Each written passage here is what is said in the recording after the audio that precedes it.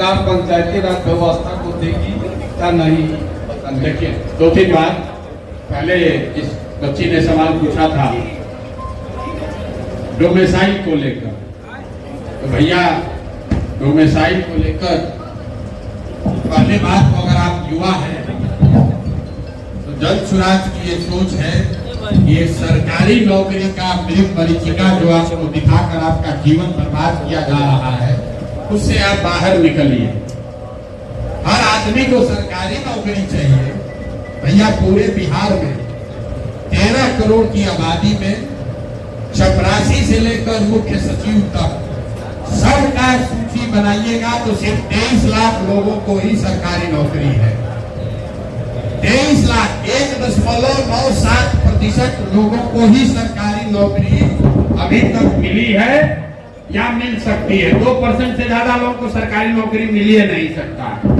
ये बिहार के समाज की, यहाँ के सरकारों की अदूरदर्शिता है, जिसके चक्कर में पूरे लोगों का जीवन बर्बाद हो रहा है। 4-4 साल, 5-5 साल लोग तैयारी कर रहे हैं, खेत बेचकर कोचिंग वाला को पैसा दे रहा है कि रेलवे में क्लर्क बन जाए। उतना समय और ताकत अगर दूसरे जगह लगाते तो आगे बढ़ गए होते। हम तो नहीं सरकारी नौकरी किए, हम पढ़े लिखे नहीं हैं, हम अपना जीवन नहीं चला रहे हैं। अमेरिका में सब आदमी बैंक में पीओ, क्लर्क, रेलवे में चपरासी बन के आगे बढ़ा है। आगे बढ़ने के लिए अच्छी शिक्षा चाहिए, स्वरोजगार के लिए बढ़िया पैसा पूंजी चाहिए और ऐसी व्यवस्था चाहिए जिसमें आप अपने और अपने घर परिवार का भरण पोषण इज्जत के साथ कर सकें। जहां तक डोमेसाइल का सवाल है, तो नीतीश कुमार का ये नीति है कि आपके बच्चे जाकर उत्तर प्रदेश में, गुजरात में, पंजाब में मजदूर बने और उत्तर प्रदेश और गुजरात का आदमी आकर बिहार में शिक्षक बने। ये डोमेसाइल नीति कब लागू किया है? जब 6 महीना पहले, हर 6 महीना पर नीतीश कुमार को प्रधानमंत्री बनने का भूत सर पर सवार होता है, तो सोचा कि पूरा देश भर में लोगों को ये छवि बनाए कि हम रोजगार दे सकते हैं। उसी चक्कर में जो शिक्षकों की बहाली हुई, उसमें 60% से ज्यादा लोग बिहार का, बाहर का आदमी आकर उसको नौकरी दे दिया, ताकि गांव, पूरा बिहार, देश में ये चर्चा हो कि मोदी के राज में बेरोजगारी है और नीतीश कुमार सबको रोजगार दे रहा है।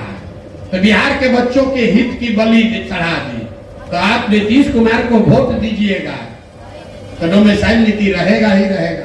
और नीतीश को नहीं दीजिएगा, भाजपा को दीजिएगा, तो भाजपा भी अपना दोनों बैसाखी लगा के नीतीश कुमार को खड़ा करेगा। तो डोमेसाइल नीति खत्म करना है तो इनको वोट नहीं देना, तभी सुधरेगा, न तो सुधरने वाला नहीं है। आपने कहा पंचायती राज की बात। 2001 में जब पंचायती, राजीव गांधी नहीं लागू किए हैं, पंचायती राज की व्यवस्था नरसिम्हा राव जी के टाइम में लागू हुआ। जब संविधान में वो संशोधन किया गया, पंचायती राज व्यवस्था की परिकल्पना की गई, तो उसके डिस्कशन पेपर में ये बताया गया, ये विजन था लोगों का कि विकास का 1/3 राशि पंचायती राज संस्थाओं के माध्यम से खर्च हो, ऐसा लोगों ने उसमें प्रस्तावना में रखा है। जब कानून बनने लगा तो लोगों को ये लगा कि भाई इससे तो बहुत बड़ा डिसेंट्रलाइजेशन हो जाएगा, सत्ता का और संसाधन का विकेंद्रीकरण हो जाएगा।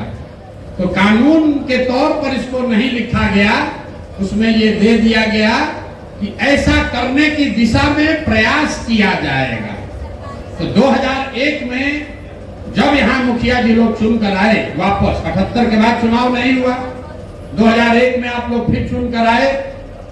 उस समय जो मुखिया थे 2006 में जो जीत कर आए, उनके ग्राम सभा को, मुखिया को कुछ अधिकार संसाधन था, लेकिन 2006 के बाद जैसे जैसे मुखिया या चुने हुए प्रतिनिधि उन्होंने अपने अधिकार को लेकर आवाज उठाई, वैसे वैसे नीतीश कुमार और उनके अफसरों ने आपके संसाधन का, आपके अधिकार का केंद्रीकरण कर दिया। अब हालात ये है कि बहुत सारे मुखिया हमसे जुड़े हैं, लेकिन हम आपको मन से कह रहे हैं, आज मुखिया नहीं है, गांव का एक ठेकेदार है जिसका विशुद्ध काम 20% पैसा देके फंड लाना और ठेकेदारी करके उस काम को करना, कुछ पैसा कमाना। ग्राम सभा को, किसी ग्राम सभा को यह अधिकार नहीं है कि एक भी गरीब को आप इंदिरा आवास योजना दे दीजिए। आप मुखिया संघ के अध्यक्ष है, लेकिन आप एक आदमी को राशन कार्ड भी नहीं दे सकते। सरकार का केंद्रीकरण का आलम यह है कि सिर्फ मुखिया विधायक नहीं, जो मंत्री है उसको भी कुत्ता नहीं पूछने वाला। पूरी सरकार को खाली 5 आदमी चला रहे, नीतीश कुमार और उसके अफसर नहीं, नीतीश कुमार के 4 सलाहकार जो भूतपूर्व अफसर हैं, रिटायर हो गए, उसको सलाहकार बनाकर बैठा लिया। अनकॉन्स्टिट्यूशनल, उसने ओथ नहीं लिया। मिनिस्टर तो कम से कम संविधान पर ओथ लिया। जो मुख्यमंत्री का 4 गो सलाहकार है, ये चारों भूतपूर्व अधिकारी है। इसका कोई संवैधानिक व्यवस्था नहीं है। यही 4 लोग पूरा बिहार चला रहा है। इसीलिए आपको अधिकारियों की मनमानी दिख रही है। जहां दिक्कत होता है, अधिसूचना जारी हुई है, ये अधिकार मुखिया से वापस ले लो। जहां कोई दिक्कत हुआ, प्रमुख को हटा लिया। भाई प्रमुख जो है वो ब्लॉक का सबसे महत्वपूर्ण पद है। वीडियो जो है उसका सचिव है, लेकिन जमीन पर हालत क्या है? वीडियो साहब मालिक हैं और प्रमुख जी पीछे से झोला लेके घूम रहे हैं। तो कुछ गलती सरकार की है और कुछ चुने हुए प्रतिनिधियों की भी है। प्रमुख जी भी ये चाह रहे हैं कि वीडियो साहब को मिला के रखेंगे तबे ना 20% मिलेगा, तो फिर आप उसको चलाइएगा कैसे?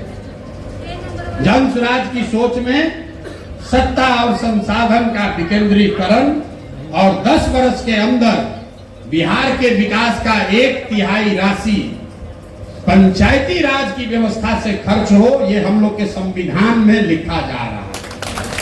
और खाली आपको ध्यान के लिए बता दें कि 2001 से लेकर पिछले वित्तीय वर्ष तक बिहार में सिर्फ 3.5% पैसा ही पंचायती राज के संस्थाओं के द्वारा खर्चा हुआ। सिर्फ 3.5%। जन स्वराज कह रहा है 30%। और 3.5% खर्चा हुआ तो क्या हो रहा है? एक नल जल योजना आया तो मुखिया जी और वार्ड सदस्य दोनों लोग भिड़ गए। कौन ज्यादा रुपया इसमें कमाएगा? मुखिया जी लोग को काउंटर करने के लिए नीतीश कुमार ने वार्ड सदस्य को दे दिया। वार्ड सदस्य लोग कुछ पैसा उसमें गलती से कमा लिए। नतीजा क्या हुआ?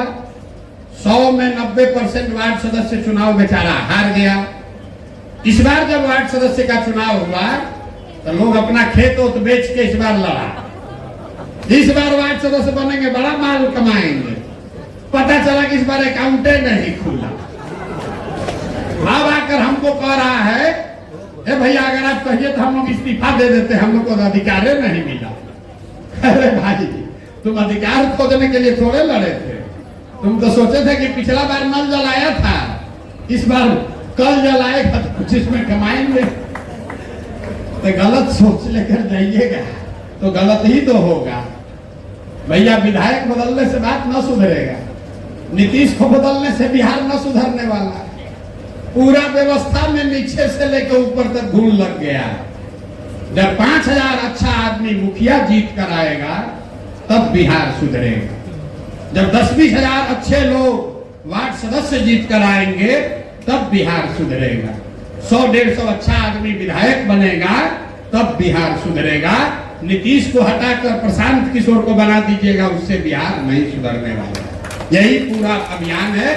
इसीलिए इतनी मेहनत कर रहे हैं कि ऐसे लोगों को चुनकर निकाला जाए कि कल होकर वो मुखिया सरपंच बने, प्रमुख बने, विधायक बने। तो चोरी कभी खत्म नहीं होगा, लेकिन दाल में घी डाले तो स्वादिष्ट है। घी में जब दाल पड़ जाएगा तो खाने के बाद बदहजमी हो जाएगी। तो बिहार में अभी घी में दाल पड़ रहा है। दाल में घी पड़े उतना खाना बढ़िया, ठीक है। बहुत अब ये मत कहिएगा कि प्रशांत किशोर कहे कि उतना चोरी मंजूर है ना, दाल में घी भर चलेगा। नमस्ते हमारे प्रिय दर्शकों, आप सबका हमारे चैनल में बहुत बहुत स्वागत है। आप लोग ऐसा ही हमारे साथ प्यार बनाए रखें और चैनल को ज़्यादा से ज़्यादा शेयर करें, लाइक करें, सपोर्ट करें, जिससे मुझे मोटिवेशन मिले और आप लोगों के लिए ऐसा ही रेगुलर वीडियो डेली आते रहेगा। इसलिए आप हमारे चैनल को सब्सक्राइब करें। जय हिंद।